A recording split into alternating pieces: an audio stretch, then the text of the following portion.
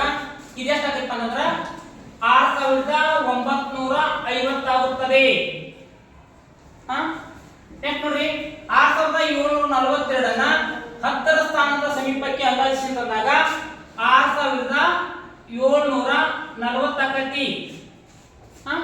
ಯಾಕೆ ನೋಡ್ರಿ, ಯಾಕಪ್ಪ ಅಂತಂದ್ರೆ ಇಲ್ಲಿ ನೋಡ್ರಿ ಬಿಡಿ ಸ್ಥಾನದಲ್ಲಿ ಬರ್ತಕ್ಕಂಥ ಸಂಖ್ಯೆ 5 6 7 8 9 ಇದ್ರ ಇಲ್ಲಿ ಏನ್ ಮಾಡಬೇಕು, ಈ ಸಂಖ್ಯೆಯನ್ನ 0 ತಗೋಬೇಕು.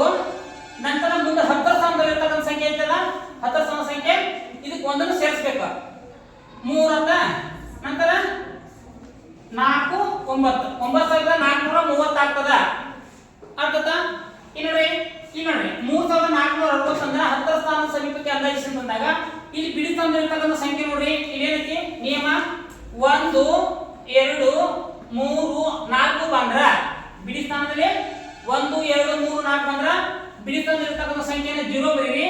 ಉಳಿದ ಸಂಖ್ಯೆಗಳನ್ನ ಯಾವ ರೀತಿ ಬರೆಯಬೇಕು ಆಯ್ತಾ?